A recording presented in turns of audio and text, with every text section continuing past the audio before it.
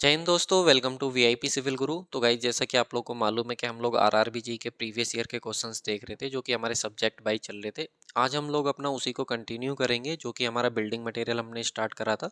तो building material में concrete के हम लोग क्वेश्चन कर रहे थे। तो जो कंक्रीट के क्वेश्चंस थे वो हम लोग क्वेश्चन नंबर 10 तक अपने कंप्लीट कर चुके थे। प्ले लिस्ट बनी हुई है, आप वहाँ से जा करके देख सकते हो। क्वेश्चन नंबर 11 से आज हम लोग जो है अपना स्टार्ट करने वाले हैं। तो क्वेश्चन नंबर 11 हमको क्या बोल रहा है, इसमें बोल रहा है the minimum time before striking the form for column as per IS 456। हमसे कह रहा है कि जो आपको ये बताना है कि वो मिनिमम टाइम कितना होता है आप लोग का जब आप लोग फॉर्म फॉर्म का मतलब यहाँ पे फॉर्म वर्क से है। सबसे पहले तो आप ये ध्यान रखना कि जो फॉर्म का मतलब है यहाँ पे वो फॉर्म वर्क से है। ठीक है, तो यहाँ पे बोल रहा है कि जो फॉर्म वर्क रिमूव करने का जो मिनिमम टाइम पीरियड होता है आप लोग का कॉलम से, वो कितना होता है। 14 डेज होता है, 7 डेज होता है, 3 डेज होता है, या 16 से लेकर के 14 आवर 24 आवर तक होता है। तो ये क्वेश्चन आप लोगों का रेलवे में पूछा गया था, सीनियर सेक्शन इंजीनियर में। तो इससे रिलेटेड कुछ टर्मिनोलॉजी है जो हमको पता होना चाहिए। जैसे कि हमें फॉर्म वर्क, सबसे पहले ये दिमाग में आएगा सर फॉर्म वर्क क्या होता है, फिर शटरिंग है, सेंटरिंग है, स्टेजिंग है, और उसके बाद इसके फोल्डिंग है। तो ये कुछ टर्म्स हैं जो हमको पता होनी चाहिए। तो देखो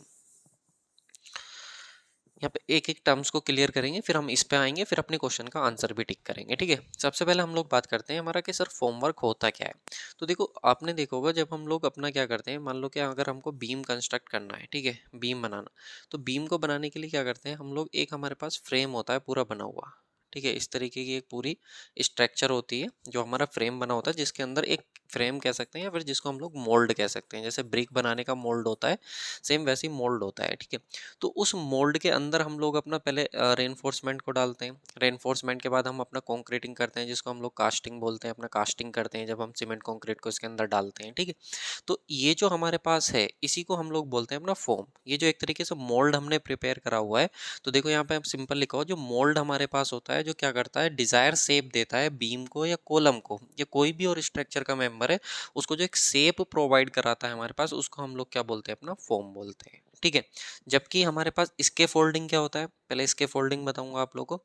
देखो, कई बार आप लोगों ने देखा होगा या आपका भी घर बना होगा, तो वहाँ पे जो मिस्त्री होता है आप लोग का, मेसनर जो होता है, ठीक है, वो आप लोग को क्या करता है, चिनाई करता है। ठीक है, मेसनरी करता है, ब्रिक मेसनरी सपोज अगर वो कर रहा है, दीवार को बना रहा है, तो एक लिमिट तक जब तक उसका हाथ जा रहा होता है तो वो आराम से नीचे खड़े होकर अपनी दीवार को बना देता है। लेकिन उसके बाद क्या होता है, उसको एक एडिशनल या टेम्पररी सपोर्ट की जरूरत पड़ती है। जब उसका हाथ जाना बंद हो जाता है, जब वो दीवार को बना रहा होता है, तो उसके बाद उसको एक एडिशनल सपोर्ट की जरूरत पड़ती है जो कि टेम्पररी सपोर्ट होती है। तो उसको टेम्पररी सपोर्ट जो दी जाती है उसको बोलते हैं हम लोग इसके फोल्डिंग।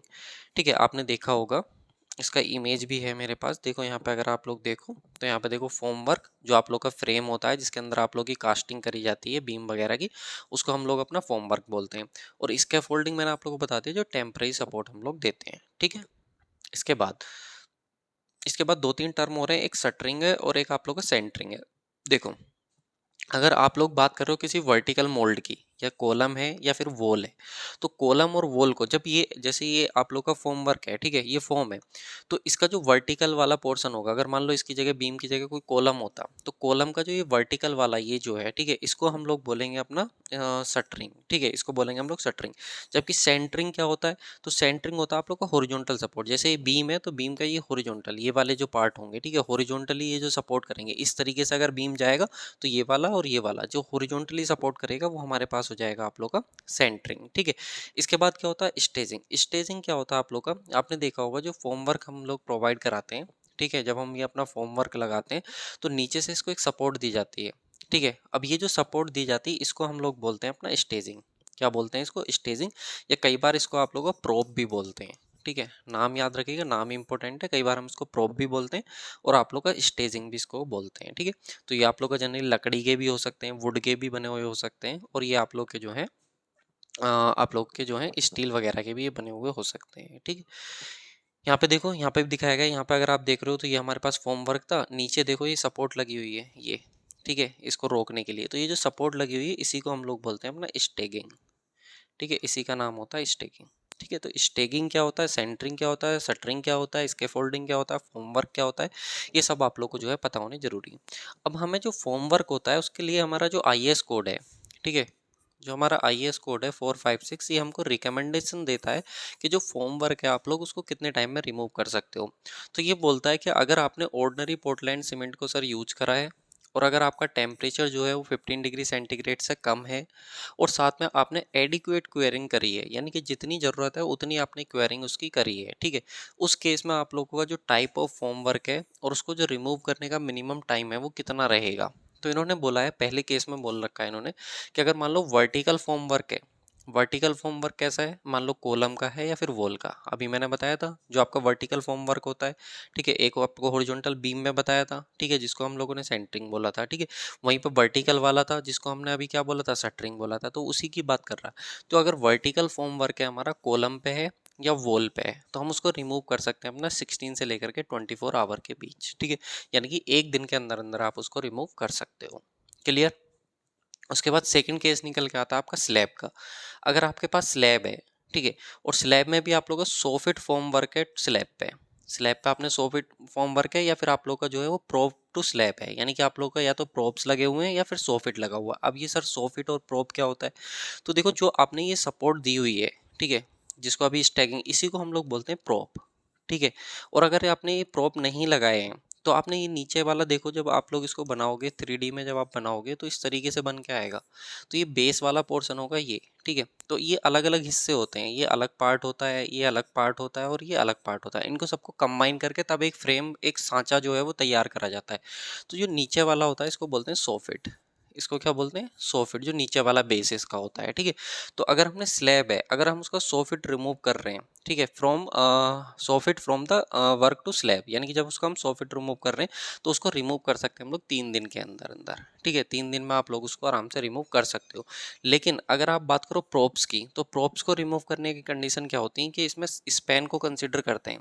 अगर हमारी स्पैन जो है वो 4 मीटर तक की है, स्लैब की अगर स्पैन मैं यहाँ पे इसको इरेज कर देता हूँ, अगर जो स्लैब की स्पैन है मेरी वो 4.5 मीटर तक है या इससे कम है, तो मैं उसको 7 दिन के अंदर रिमूव करूंगा प्रॉप्स को। और अगर हमारे पास स्पैन 4.5 मीटर से ज़्यादा है तो मैं उसको 14 डेज के बाद अपना रिमूव करूंगा, ठीक है। इसके साथ ही आता है हमारे पास बीम के केस। IAS कोड बीम के बारे में क्या बोलता है कि अगर आपने 100 फीट है, बीम का 100 फीट अगर रिमूव करना है तो आप उसको 7 दिन के अंदर रिमूव कर दोगे, ठीक है। लेकिन वहीं पर अगर आप प्रॉप्स को रिमूव कर रहे हो, बीम के नीचे जो प्रॉप्स लगे हुए हैं अगर उनको रिमूव कर रहे हो, या फिर जो आर्च है उसके नीचे जो प्रॉप्स लगे हुए हैं उनको रिमूव कर रहे हो, तो उसके लिए आपको स्पैन देखनी पड़ेगी। अगर स्पैन आपकी 6 मीटर या उससे कम है तो आप 14 डेज के अंदर रिमूव कर दोगे, और अगर स्पैन आप लोगों की 6 मीटर से ज़्यादा है बीम की या आर्च की, तो आप लोग उसको 21 डेज के बाद रिमूव करोगे। यानी कि मिनिमम आपको इतना टाइम तो लेना ही पड़ेगा उसको रिमूव करने के लिए, ठीक है। तो ये IAS कोड की रिकमेंडेशन है, ध्यान रखना, यहाँ से बहुत बार आप लोगों को क्वेश्चन देखने को मिलेगा, ठीक है। अब देखो क्वेश्चन में क्या कहा था हमसे, क्वेश्चन में बोला था उसने कि हमको मिनिमम टाइम बताओ अगर हमारे पास कॉलम है और उससे हमें फॉर्म वर्क को रिमूव करना है। तो अभी मैंने आप लोगों को बताया कॉलम, यानी कि कोई भी अगर मेरे पास वर्टिकल मेंबर है, चाहे वो मेरे पास कॉलम हो, ठीक है, या मेरे पास वॉल हो, तो उससे जो मैं रिमूव करूंगा अपने फॉर्म वर्क को कितने टाइम में कर सकता हूँ, तो 16 से आप लोग का 24 आवर के बीच जो है मैं उसको रिमूव कर सकता हूँ। तो इसका करेक्ट आंसर जो जाएगा वो आप लोग का ऑप्शन नंबर डी जो है वो करेक्ट आंसर हो जाएगा, ठीक है। चलिए नेक्स्ट क्वेश्चन की बात करते हैं, क्वेश्चन नंबर 12, ठीक है। ये भी अच्छा क्वेश्चन है, ये भी सीनियर सेक्शन इंजीनियर में 2015 में आप लोग को पूछा गया है। इसमें क्या बोल रहा है, according to IAS 456 if the maximum aggregate size is increased from 20 mm to 40 mm, the minimum cement content requirement change in kilogram per cubic by। हमसे क्वेश्चन में बोल रहा है कि IAS कोड 456 का आप लोग को रेफरेंस लेना है, ठीक है, और आप क्या कर रहे हो, जो एग्रीगेट का साइज है वो चेंज कर रहे हो। आप 20 mm से उसको कितना कर दे रहे हो, 40 mm कर दे रहे हो, 20 mm से 40 mm आप कर दे रहे हो। तो आपको ये बताना है कि जो पहले सीमेंट, अगर मान लो जब आपने 20 mm एग्रीगेट लिया तो उस समय आप लोगों की कुछ सीमेंट की क्वांटिटी लगी होगी, बिल्कुल लगी होगी। लेकिन जब आपने 20 से बढ़ा करके उसको 40 कर दिया, तब आपका जो सीमेंट कंटेंट है वो कितना चेंज होगा, और वो भी किस में बताना है, किलोग्राम पर क्यूमेक, यानी कि किलोग्राम पर मीटर क्यूब में आप लोगों को बताना है, ठीक है। 1 मीटर क्यूब के लिए कितना किलोग्राम सीमेंट आप लोग का चेंज होगा, -20 घट जाएगा, यानी कि 20 किलोग्राम पर मीटर क्यूब से घट जाएगा, या +20 का मतलब है उतना बढ़ जाएगा, या 30 घट जाएगा, या 30 प्लस हो जाएगा, ठीक है।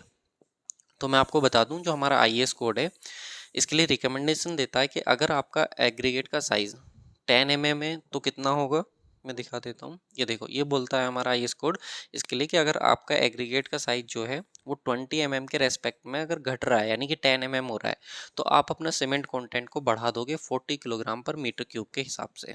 ठीक है, 20 है तो 20 को हम लोग रेफरेंस लेके चलते हैं, तो वो हमारा 0 रहेगा, उसमें हमें कोई भी चेंज नहीं करना, जो हमारा कोड के अकॉर्डिंग वो मेंशन है डेटा वही हमको लेना है। ठीक है, और अगर वहीं पे हम लोग 20 से बढ़ा करके 40 mm का अगर हम लोग अपना एग्रीगेट का साइज कर देते हैं, तो उसके अकॉर्डिंग हमको जो है -30 अपनी वैल्यू करनी पड़ेगी, यानी कि जो सीमेंट कंटेंट है हमारा वो -30 किलोग्राम पर मीटर क्यूब के हिसाब से हमारा डिक्रीज हो जाएगा। ठीक है, तो ये आईएस की रिकमेंडेशन है। यहाँ पे बोल रखा है as per IS 456 adjustment to the minimum cement content for the aggregate other than 20 mm। अगर अदर देन 20 mm का एग्रीगेट है तो उसके लिए हमारा सीमेंट कंटेंट इस तरीके से कुछ वेरी करेगा। ठीक है, तो क्वेश्चन में क्या बोला था हमसे कि हमारा एग्रीगेट 20 mm से बढ़ा करके हम लोग कितना कर दे रहे हैं अपना 20 mm टू 40 mm। ठीक है, तो उस केस में हम लोग क्या करेंगे, अपना माइनस के 30 किलोग्राम पर मीटर क्यूब के हिसाब से अपना कम कर देंगे। ठीक है, इतना चेंज हमारा आएगा उसमें। चलिए नेक्स्ट क्वेश्चन की बात करते हैं। नेक्स्ट क्वेश्चन हमको क्या बोल रहा है, नेक्स्ट क्वेश्चन कह रहा है कि concrete in a member represent concrete in a member represented by a core test shall be considered acceptable if average if the average equivalent cube strength of the core is equal to the at least x% of the corresponding cube strength, what is the value of x। देखो question समझ में नहीं आया होगा, मैं question समझा देता हूँ आपको।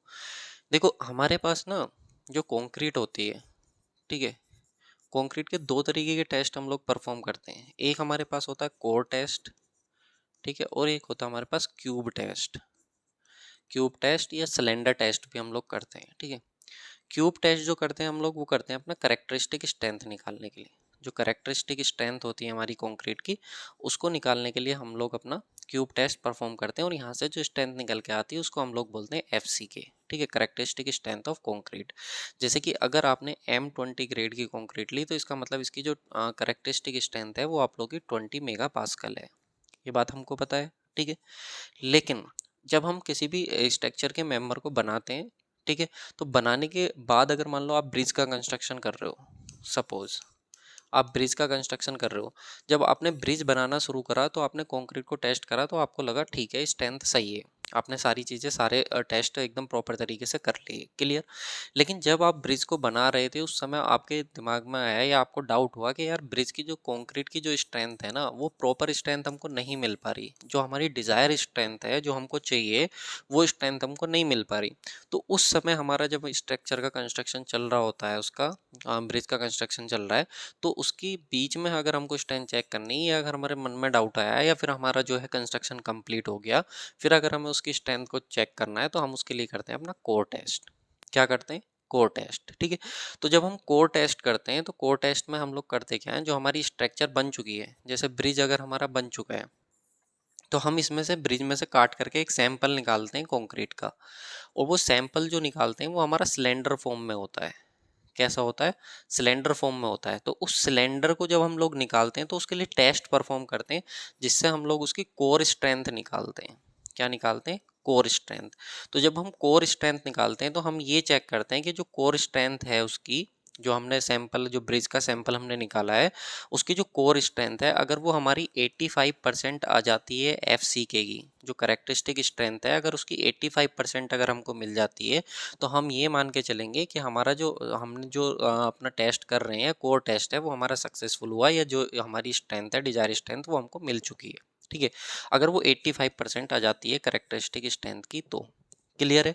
तो कोर स्ट्रेंथ इसमें क्वेश्चन में यही कह रहा कि आपको ये बताना है कि जो एवरेज हमारी इक्विवेलेंट जो क्यूब की स्ट्रेंथ है उसका जो कितने परसेंट होती है। इसने बोला कि x% हम मान के चल रहे हैं कि x% है FCK का जो उसकी कोर स्ट्रेंथ है, तो इस x की वैल्यू बताओ कितनी होगी। तो x की वैल्यू का मतलब कितना हो गया, 85%। क्वेश्चन क्लियर है। अब आप कहोगे सर ये तो आपने बता दिया, कहीं कोड में भी मेंशन है क्या, तो इसका तो correct answer option number D हो जाएगा। चलो मैं कोड दिखा देता हूँ आपको। ठीक है, देखो, understanding the core core test strength, ठीक है, कोर टेस्ट स्ट्रेंथ की बात करते हैं। तो देखो साफ साफ यहाँ पे लिखा हुआ है, a core test is conducted on the hardened concrete. देखो हार्ड एंड कॉन्क्रीट यानी कि जो आपकी हार्ड हो चुकी है, when there is a doubt about its strength, जब हमको डाउट आता है उसकी स्ट्रेंथ को लेकर के। In this test a cylindrical core is extracted from the concrete structure, यानी कि हम लोग क्या करते हैं, इसमें एक सिलेंड्रिकल जो हमारे पास कोर होती है उसको हम लोग बाहर निकालते हैं। अभी मैंने बताया था सिलेंड्रिकल सैंपल हम लोग बाहर निकालते हैं इसमें। फिर उसके बाद क्या करते हैं, हम उसकी कंप्रेसिव स्ट्रेंथ को चेक करते हैं। और अगर उसकी कंप्रेसिव स्ट्रेंथ जो है हमारी, देखो आईएस कोड में साफ साफ बोल रखा है कि अगर उसकी जो कंप्रेसिव स्ट्रेंथ है हमारी, देखो क्यूब की जो एवरेज हमारी क्यूब की जो स्ट्रेंथ है, ठीक है, कोर की जो स्ट्रेंथ है, अगर वो हमारी 85% आ जाती है हमारी क्यूब स्ट्रेंथ की, तो हम लोग बोलेंगे कि हमारा रिजल्ट जो है वो सेटिस्फाई है, हमको कोई दिक्कत उसमें है नहीं। अगर उससे कम आती है तो वो कहीं ना कहीं हमारे लिए प्रॉब्लम क्रिएट करेगा, ठीक है। तो इसका करेक्ट आंसर आप लोग का ऑप्शन नंबर डी हो जाएगा। देखो चीज़ें समझ में आनी चाहिए रेलवे की, बस यही खास बात है, क्वेश्चन बहुत सिंपल होगा लेकिन डीप होगा, ठीक है, इतना आसान एकदम से नहीं होगा। चलो नेक्स्ट क्वेश्चन की बात करते हैं। नेक्स्ट क्वेश्चन में हमको क्या बोल रहा, which of the following is not used in the design of concrete mixes as per the relevant Indian standard. हमको कह रहा है कि यहाँ पे हमें 4 चीज़ें गिवन है, इनमें से किसको हम लोग कॉन्क्रीट मिक्स के अंदर अपना यूज़ नहीं करते हैं, ये हमको बताना है। तो एयर कंटेंट को कंसिडर करते हैं, बिल्कुल करते हैं। वाटर कंटेंट को करते हैं सर कॉन्क्रीट मिक्स के टाइम पे, बिल्कुल करते हैं। एडमिक्सचर को करते हैं, बिल्कुल करते हैं। बल्क डेंसिटी ऑफ सीमेंट को हम लोग नहीं करते। तो इसका करेक्ट आंसर हो जाएगा ऑप्शन नंबर डी। अब आप कहोगे सर एयर कंटेंट को जब हम लोग अपना कंक्रीट को मिक्स करते हैं, तो देखो जब हम कंक्रीट को मिक्स करते हैं और कंक्रीट की कास्टिंग करते हैं, जब कंक्रीट की मिक्सिंग होती है और जब कंक्रीट की कास्टिंग होती है, दोनों में डिफरेंस समझ लो, ठीक है। जब हम लोग कंक्रीट की कास्टिंग करते हैं, जहाँ पे हमको जैसे हमने फ्रेमवर्क अपना तैयार करा, फॉर्मवर्क अगर तैयार करा, उसके अंदर अगर हमको कंक्रीट डालनी है, तो जब हम कंक्रीट उसके अंदर डालते हैं तो उसको बोलते हैं कंक्रीट कास्टिंग। तो उस समय हम ये कोशिश करते हैं कि उसके अंदर एयर ना रह जाए। अगर एयर रह गई तो उसकी वजह से क्या होगी, हमारी कंक्रीट की स्ट्रेंथ जो है वो भी कम हो जाएगी, क्योंकि उसके अंदर हनी कॉम्ब स्ट्रक्चर बन जाएगी। और प्रॉपर तरीके से अगर आपने उसको कंप्रेस नहीं करा, प्रॉपर तरीके से अगर उसको वाइब्रेशन नहीं दिया, वाइब्रेट नहीं करा, तो उसके अंदर एयर फंस जाएगी, जिसकी वजह से हनी कॉम्ब स्ट्रक्चर बनेगी और उसकी स्ट्रेंथ और उसकी ड्यूरेबिलिटी क्या हो जाएगी, कम हो जाएगी कंक्रीट की, ठीक है। ये तो हुआ कास्टिंग के टाइम पे।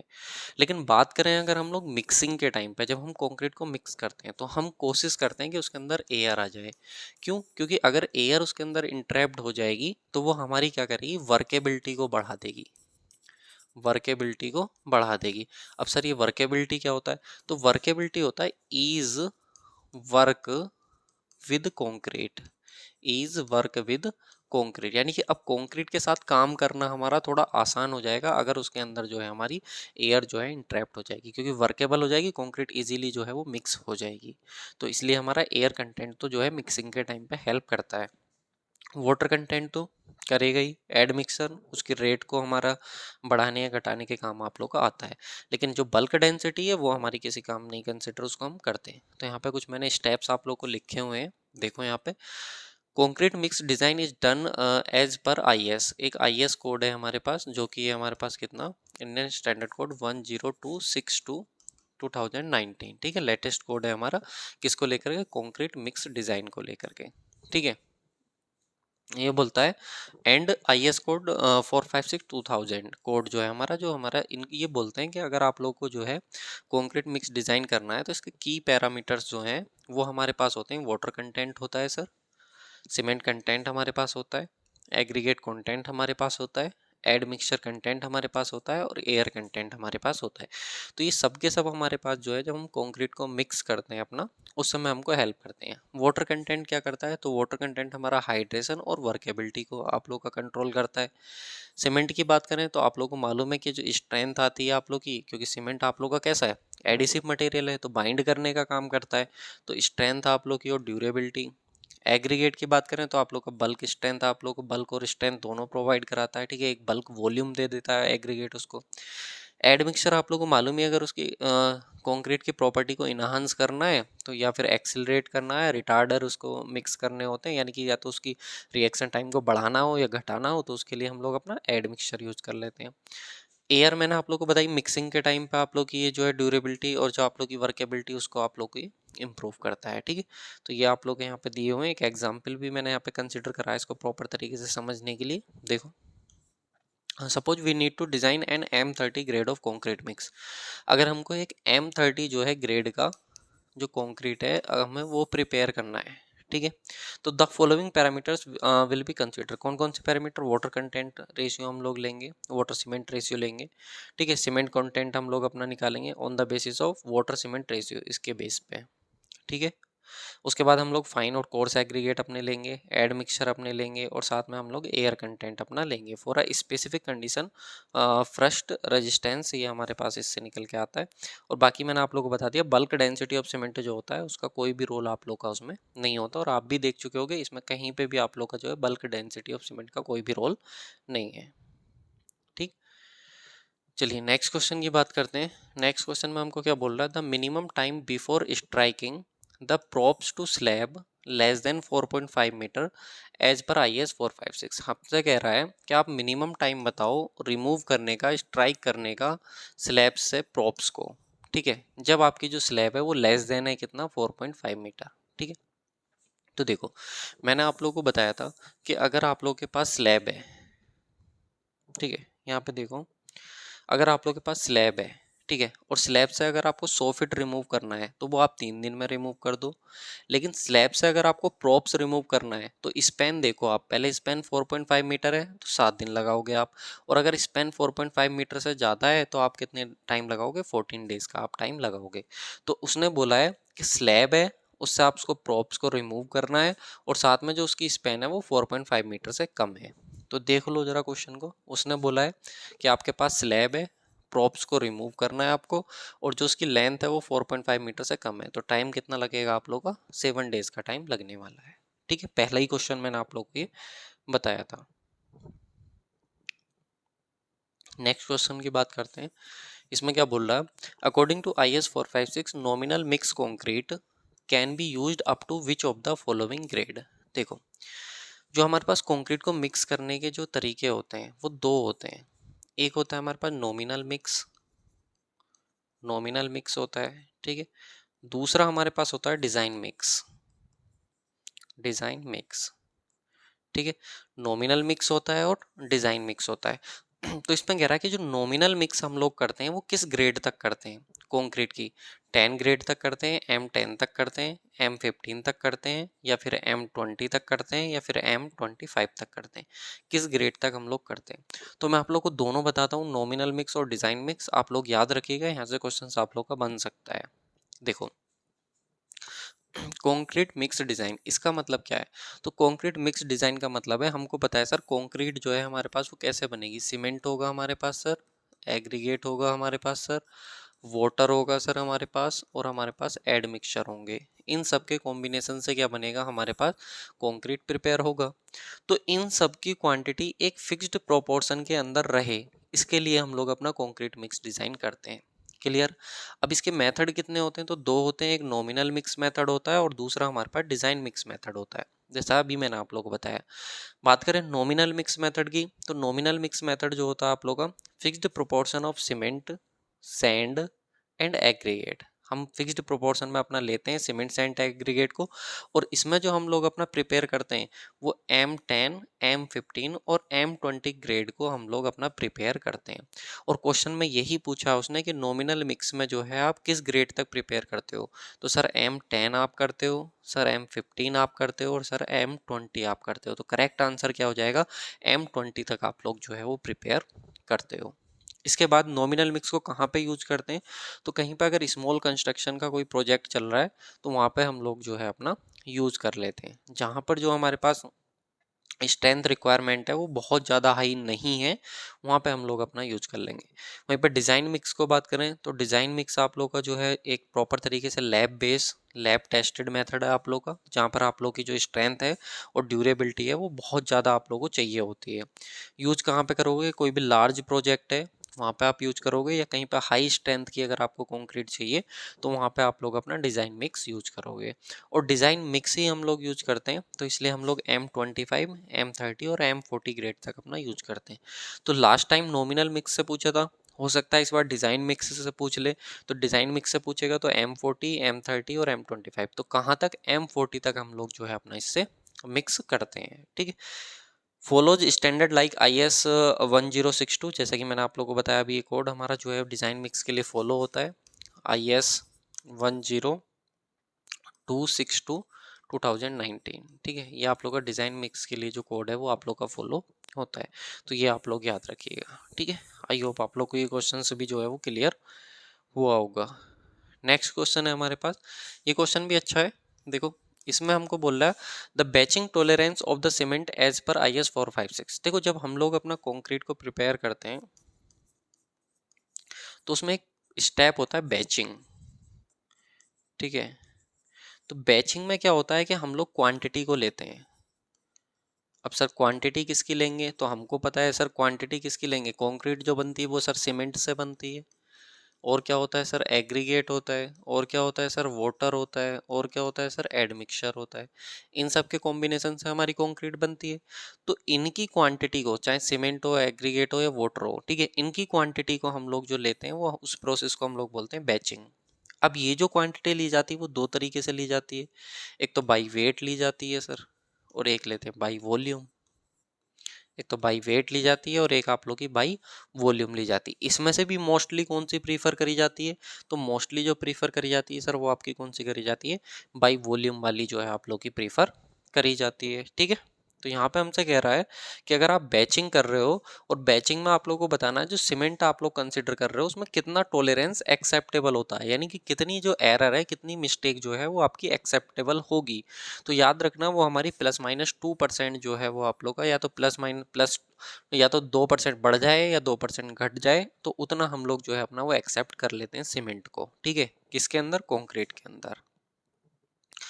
अब आपके दिमाग में आएगा सर बाकी को भी तो पूछ सकता है वो, तो याद रखिएगा, एग्रीगेट हो गया आपका, एडमिक्सचर हो गया, या वाटर हो गया, इन सब को हम लोग ±3% तक एक्सेप्ट कर लेते हैं। लेकिन जो हमारे पास सीमेंट है, ठीक है, उस सीमेंट को हम लोग जो है अपना वो ±2% तक ही जो है वो एक्सेप्ट कर पाते हैं। क्लियर है, चलिए नेक्स्ट क्वेश्चन की बात करेंगे। नेक्स्ट क्वेश्चन में हमको क्या बोल रहा, the recommended slump of concrete for hand placed pavement construction is. आपको बताना है, स्लम्प से रिलेटेड आपसे पूछा है। तो देखो, कंक्रीट है हमारे पास, इस कंक्रीट की वर्केबिलिटी, कंक्रीट की वर्केबिलिटी को चेक करने के लिए हमारे पास कुछ टेस्ट होते हैं। ठीक है, जिसमें से कि एक होता है हमारे पास स्लम्प टेस्ट, जो बहुत इंपॉर्टेंट है। आपका बहुत क्वेश्चंस यहाँ पे देखने को मिलेंगे। यहाँ से जो क्वेश्चंस देखने को मिलते हैं वो मेनली जो स्लम्प टेस्ट का जो आप लोग का रिजल्ट होता है उससे क्वेश्चंस देखने को मिलते हैं बहुत ज़्यादा।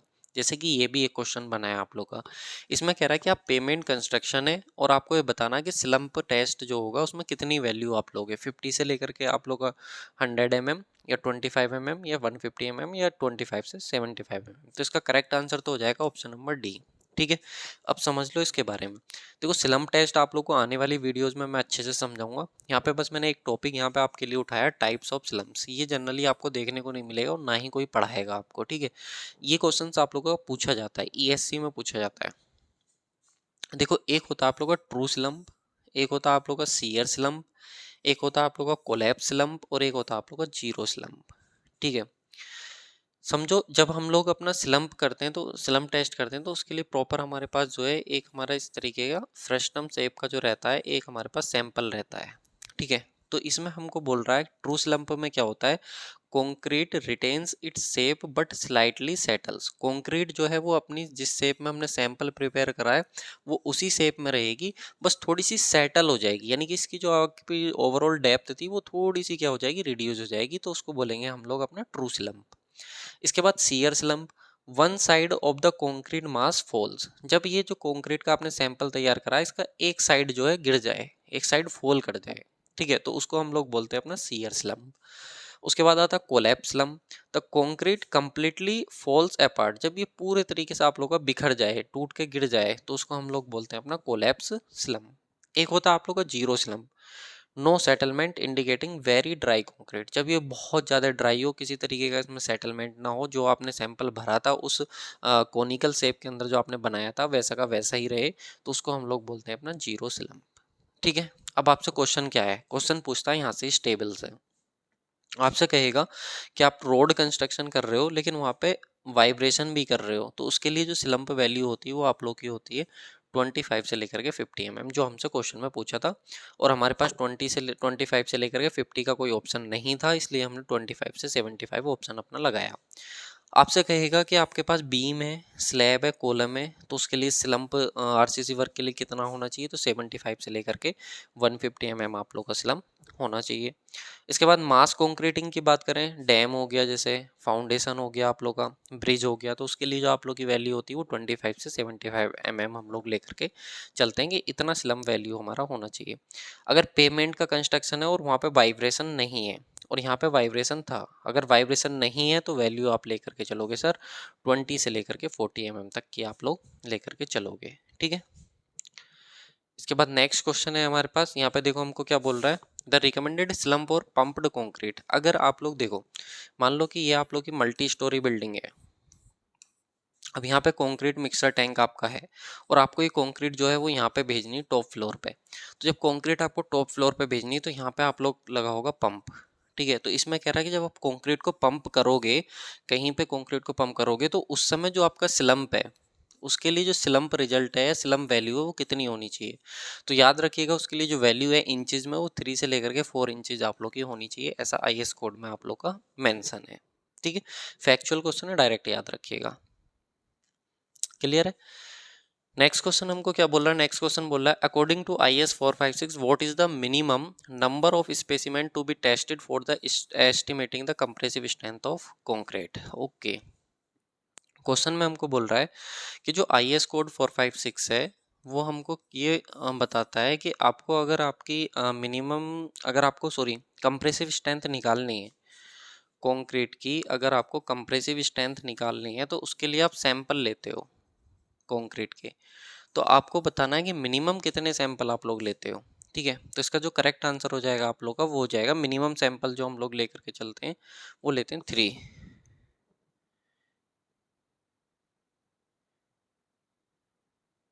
हाँ, देखो strength of cube of average of 3 specimen of the sample, देखो मिनिमम जो हम लोग सैंपल लेके चलते हैं अपना, वो कितने लेके चलते हैं हम लोग, 3 सैंपल अपना लेके चलते हैं, तो इसका करेक्ट आंसर तो हो जाएगा आप लोग का ऑप्शन नंबर बी। ठीक है, इतना आप लोग जो है वो ध्यान रखिएगा। गलत, मिनिमम 3 थोड़ी है यार। Volume of concrete, minimum 3 sample हम लोग लेके चलते हैं। अब देखो सैंपल हम लोग कैसे डिसाइड करते हैं कि हमको कितने सैंपल लेने हैं कंक्रीट के, तो ये डिपेंड करता है हमारा वॉल्यूम ऑफ कंक्रीट के ऊपर। अगर मान लो आप जो काम कर रहे हो कंक्रीट का वो 1 से लेकर के 5 मीटर क्यूब का है, तो आप एक सैंपल लेकर के अपना टेस्ट कर लोगे कंक्रीट को। अगर आपका 6 से लेकर के 15 मीटर क्यूब का वर्क है तो आपको 2 सैंपल लेने पड़ेंगे।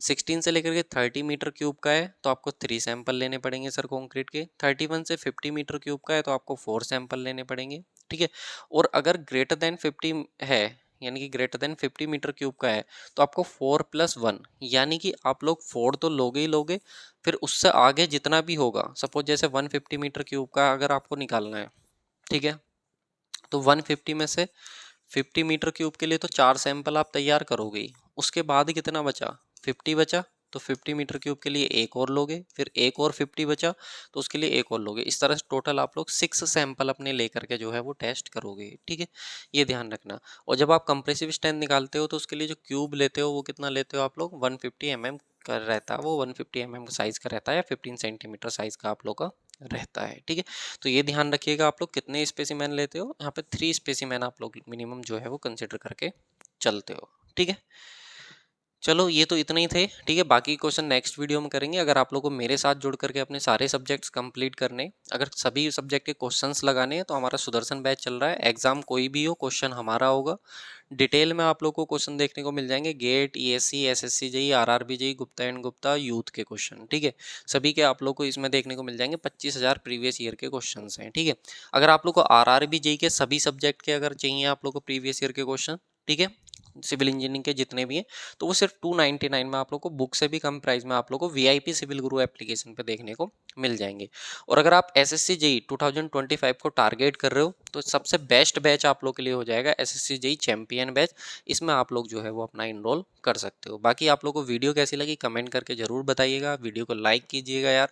देखो आप शेयर करते हो, सपोर्ट करते हो, तो मेरा भी मन करता है वीडियो बनाने का। तो ये सब आपके ऊपर डिपेंड होता है, एक्शन टू रिएक्शन है आप लोग का। देखो अगर रेस्पॉन्स अच्छा रहेगा तो वीडियो जो है आप लोगों को कंटिन्यूसली मिलती रहेंगी। तो thank you so much guys for watching this video.